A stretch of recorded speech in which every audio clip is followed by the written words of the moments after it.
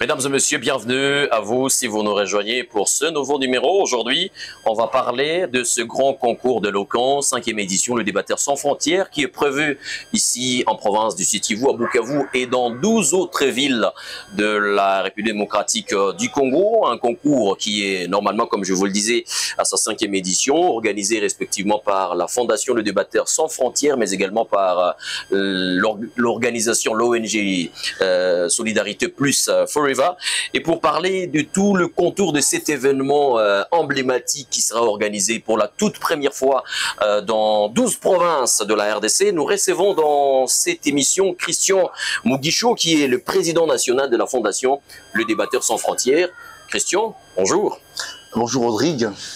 Merci d'avoir répondu à notre invitation aujourd'hui. Tout le plaisir est mien d'être avec vous sur ce plateau. En séjour à Bukavu, après Kinshasa, c'est vrai, quelles sont les bonnes nouvelles? Comment voyez-vous Bukavu? Alors déjà, Bukavu est une ville que j'affectionne particulièrement. Non seulement parce que c'est ma ville, mais aussi parce que ça dégage une chaleur qu'on ne trouve nulle part ailleurs. Voilà. La 5e édition de ce concours, le Débatteur sans frontières, arrive le 8 février 2025. Peut-on savoir quelle est la procédure, comment les choses vont se passer? Alors comme vous l'avez annoncé au début, on va commencer par des phases préparatoires dans toutes les villes. C'est-à-dire on va vraiment tourner dans toutes les villes, sensibiliser les élèves, les écoles, les autorités étatiques, mais également les autorités scolaires, pour que les élèves s'attendent déjà à recevoir cette activité. Et après cela, il passera à la phase de présélection, c'est-à-dire on va prendre une liste d'écoles nous données par le ministère de l'Éducation, le ministère provincial de l'Éducation, et ces écoles vont s'affronter en présélection pour qu'on puisse tirer tout simplement les 8 meilleures écoles qui vont faire la phase qualificative dans la province ou dans la ville. Et de ces 8, se fera une phase qualificative, comme je l'ai dit, et il en sortira une école, et cela sera fait dans un laps de temps entre le 8 février, comme vous l'avez dit, jusqu'au 30 avril 2024. Et quels ont été justement les critères des sélections des écoles, surtout pour cette 5e édition? Alors, comme on l'a dit, les critères premiers, c'était le palmarès de l'EPST. C'est pourquoi on a travaillé en étroite collaboration avec le ministère de l'Éducation. En présélection, c'est l'EPST qui nous propose les écoles en fonction du palmarès qu'ils ont. Et nous, on fait un concours de présélection et après, les 8 qui vont se distinguer vont rester pour le concours phase qualificative. 12 provinces de la République démocratique du Congo sur les 26. C'est la toute première expérience, Christian. Est-ce que ce n'est pas des provinces de trop aussi? Alors, ce n'est pas des provinces de trop. D'ailleurs, même, on aimerait faire mieux que ça. Seulement est-il que les moyens, les temps sont impartis. Et on s'est dit commencer d'abord par là pour essayer de réveiller cette émulation autour des élèves. Et après, on verra comment augmenter. On aimerait bien faire 26 sur 26. Alors, vous avez fait plusieurs écoles. C'est vrai, Christian Matamoros, c'est quelque chose à encourager. Le collège Al-Fadjiri, les lycées Tirezi, les lycées Ouima. Vous êtes parti à l'Atné d'Ibanda, une école étatique. On comprend que c'est ça en discrimination, des écoles mixtes, des écoles des filles et des garçons. Vous êtes parti même dans le territoire de Walungu. Vous avez rencontré, on a vu des images pas mal de responsables d'école. Sont-ils partants justement par rapport à l'initiative? Et justement, c'est ça qui m'a vraiment ému et qui m'a encouragé, moi et toute mon équipe, également avec l'ONG Solidarité Plus Forever, c'est que les autorités se sont appropriées l'événement.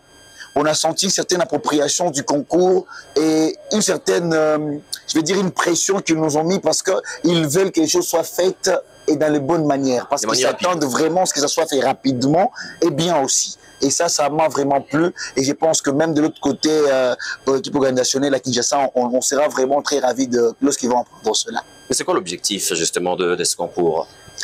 Le concours a 2 objectifs. Mais le premier, c'est tout simplement la promotion de la cohésion nationale. On s'est rendu compte que depuis un moment, notre peuple était divisé. Et si vous regardez bien, les 12 provinces, les 12 villes ciblées sont au nord aussi, de l'est et à l'ouest. On veut créer quelque chose, une table où on va réunir le nord, le sud, l'est et l'ouest, au moins les 4 régions linguistiques de la RDC pour permettre à ces gens de créer des relations amicales afin de réduire en tout cas cette disparité sociale qui est en RDC et promouvoir comme il le faut la cohésion nationale. Deuxième objectif, c'est tout simplement de réveiller l'esprit critique auprès des jeunes. Notre pays est composé à 73% de jeunes. Et ce sont ces jeunes qui doivent être la solution pour ce pays. Mais pour cela, il faut que ces jeunes aient la capacité de réfléchir, de critiquer les situations du pays pour en proposer des solutions. Voilà même qui est les raisons pour lesquelles on a organisé ces concours dans ces 12 villes. Déjà, à la 5e édition, quel a été l'impact, l'impact visible, pratique, pragmatique justement, de toutes les autres éditions que vous avez pu organiser? En quoi cela a changé, par exemple, le jeune? En quoi cela les a avantagés? Et quel a été l'aspect positif, hein, surtout du point de vue réflexion et éducation? Alors, d'ailleurs, c'est justement pour ça que nous avons une certaine fierté à dire que ce concours est le plus grand en RDC, parce que quand on a implanté les concours à Kinshasa, il y avait un taux de délinquance assez élevé. Il y avait un taux de, comment je vais appeler ça? Le banditisme. Des banditismes assez élevés. Mais depuis que ce concours existe, on a créé cette émulation auprès des jeunes. Aujourd'hui, des jeunes, si vous voyez sur nos pages, ils nous écrivent quand est-ce que l'édition prochaine, quand est-ce que l'édition prochaine. On a créé cette envie auprès des jeunes d'être dans des endroits où il y a la science, où il y a la culture, au lieu d'être dans le banditisme. Ça, c'est le premier point. Le deuxième point, vous l'avez vu, vous avez été avec nous. On a poussé les jeunes à la lecture. Aujourd'hui, les jeunes se cultivent parce qu'ils ont envie d'argumenter de manière cohérente, de manière pertinente. Et du coup, on a créé cette envie, cet esprit de lecture auprès des jeunes. Et moi, je pense que c'est quelque chose qui est en train de favoriser une jeunesse qui sera révoltée, révoltante, qui pourra révolutionner les choses en RDC. Vous êtes parvenu justement à les faire sortir du gouffre. Alors, beaucoup s'attendent, c'est vrai, à beaucoup de choses. Durant ce concours, non seulement le fait d'agencer, de jacter, de parler, de convaincre, parce que c'est à ça aussi que ça sert l'éloquence. Beaucoup d'écoles aussi sont motivées à compétir à cette compétition, permettez bien cette redondance, parce que tout simplement ils s'attendent à quelque chose en concret, c'est-à-dire un gain juste à la fin de cette compétition pour les gagnants. Qu'est-ce qui est prévu, Christian? Alors ce qui est prévu, c'est que les concours sera primé en espèces, également en nature, sur les phases préparatoires, c'est-à-dire phase qualificative en province ou en ville ciblée. Il y aura 3 cagnottes. Le premier aura une cagnotte de $500. Permettez-moi de citer, de donner des chiffres comme ça. Le deuxième, $300. Le troisième, 200. En dehors de ça, ils auront également droit à un voyage gratuit assuré par les organisateurs, déplacement jusqu'à la finale nationale à Kenge au Bandundu. Et les gagnants de la finale nationale bénéficieront non seulement des dons matériels à hauteur de $10 000 pour l'école gagnante, également de bourses excellentielles de la première dame de la République, Madame Désignature Tshisekedi, que je remercie d'ailleurs en passant, mais également un voyage pour promouvoir le tourisme, également l'aspect culturel et mettre en lumière le pays à l'étranger de la République du Congo pour un voyage de 1 semaine. Alors on a reçu de commentaires par-ci par-là de personnes voulant savoir est-ce que contrairement aux éditions précédentes, ces concours a reçu un financement à la hauteur de 12 provinces. Alors, dire qu'on a reçu un financement à la hauteur de 12 provinces, ce serait très prétentieux. Mais ce qui est sûr, c'est que le gouvernement s'est impliqué. Et d'ailleurs, je remercie les gouvernements centraux déjà à Kinshasa, mais également les gouvernements provinciaux. Ils se sont impliqués et ils ont vraiment accompagné l'initiative. Ils ont aimé, ils ont été satisfaits par l'initiative et ils accompagnent l'événement. C'est-à-dire, financement peut-être pas, mais l'accompagnement est certain et il est déjà là, du gouvernement central. Donc oui, dans les 12 provinces, tous les gouverneurs sont impliqués. Toutes les autorités provinciales sont impliquées, les ministres provinciaux, mais également le gouvernement central. Parlons justement de la province du Sud Kivu. Vous avez rencontré le gouverneur Jean-Jacques Porossi. Que vous a-t-il dit? Et voilà ce que je venais de dire. En fait, il a été surpris, c'était sa première réaction, de voir qu'il y a des jeunes encore à l'ère de la technologie, ce sont ses propres mots, qu'il y a encore des jeunes qui pensent à des activités où il faut réfléchir, où il faut lire, il faut écrire. Et dès qu'il a vu ce projet, il a entendu, nous a écouté, il s'est accroché.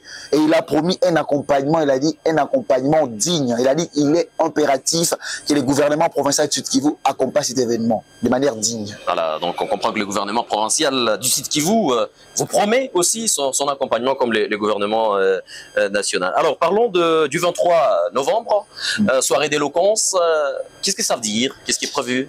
Alors la soirée d'éloquence de Kinshasa, c'est un événement qui clôture les activités de la Fondation au niveau national et chaque année, de manière annuelle. Après avoir fait un concours, une formation. Et puis, on a fait également un concours à l'université, un concours au secondaire, et puis une formation pour les élèves, une formation pour les universités, une formation pour les professionnels. On organise une soirée d'éloquence qui est un rendez-vous de l'art oratoire où l'on célèbre l'éloquence, mais également la culture du débat. Et dans cette soirée, ce qui est prévu, c'est qu'il y aura un débat intergénérationnel, un concept très nouveau que nous avons initié depuis l'année passée, où on veut réunir les générations 1900 et les générations 2000 autour d'une table pour discuter afin de combattre ce qu'on appelle le conflit des générations. Vous le savez, actuellement, il y a ces conflits, même au niveau de la politique. Actuellement, il y a les jeunes qui veulent entrer au pouvoir, les vieux qui ne veulent pas, ainsi de suite. Nous, on veut combattre cet esprit, ces conflits de génération au travers de ces débats intergénérationnels. En dehors de ça, il y a le procès fictif, le procès littéraire. Et pour cette année, on a choisi le procès de l'amour, bien sûr, parce que nous voulons cultiver cet amour du prochain, cet amour de l'autre, l'amour, que ce soit l'amour éros, que ce soit l'amour agapé, on va cultiver cela. Et enfin, il y aura la finale du concours national d'éloquence qu'on appelle les Tchelok 2024, donc Challenge d'éloquence 2024 qui réunira les orateurs de toute la RDC venus de partout, de Kindu, de Goma, de Bukavu, de Kinshasa, de Lubumbashi, mais également de Butembo. On doit déjà le rappeler que la grande finale du concours d'éloquence, bien sûr, à sa 5e édition, se tiendra à Kenge. À Kenge, au Bandundu, ancien Bandundu. Voilà. Comment avoir accès à toutes ces informations loin aux téléspectateurs qui nous suivent en ce moment? Alors, vous êtes en train de nous suivre maintenant, vous voulez avoir toutes ces informations, c'est simple. Nous sommes sur toutes les plateformes de réseaux sociaux. Nous sommes sur Facebook, sur Instagram, sur X, sur LinkedIn, sur TikTok, sur YouTube. Il suffit simplement de taper Fondation Les Débatteurs Sans Frontières. Fondation Les Débatteurs Sans Frontières et vous trouverez toutes les actualités. D'ailleurs, même abonnez-vous pour ne pas rater les actualités, les opportunités qui viendront à vous. Tout comme vous avez aussi la possibilité de taper l'ONG Solidarité Plus Forever. Ça va de pair, carrément. Exactement, et également, vous pouvez taper la fondation, enfin l'ONG Solidarité Plus Forever. Voilà, c'est très important. Nous étions avec Christian Mugisho, qui est le président national de la Fondation Le Débatteur Sans Frontières. Tout ce qu'on peut faire là maintenant, Chris, c'est peut-être vous souhaiter une très bonne chance et bon courage dans ces parcours. On espère qu'on sera là pour continuer à vous accompagner dans ces processus. Bien évidemment, avec ma collaboratrice, la présidente de la PCA des Solidarités Plus Forever, Madame Bénédine Lamputu, que je remercie d'ailleurs pour son dynamisme et son implication personnelle dans ce projet. D'ailleurs, on a aimé le travail fait, on a aimé Bukavu, on a aimé la compétence que vous avez affichée et nous pensons que dans les autres villes où on ira, nous serons avec cette équipe qui a été vraiment dynamique et nous vous en remercions d'ailleurs. Mesdames et messieurs, préparez-vous à vivre les galas de l'éloquence ici en province des Sud Kivu. Merci infiniment à vous de l'avoir suivi. Merci.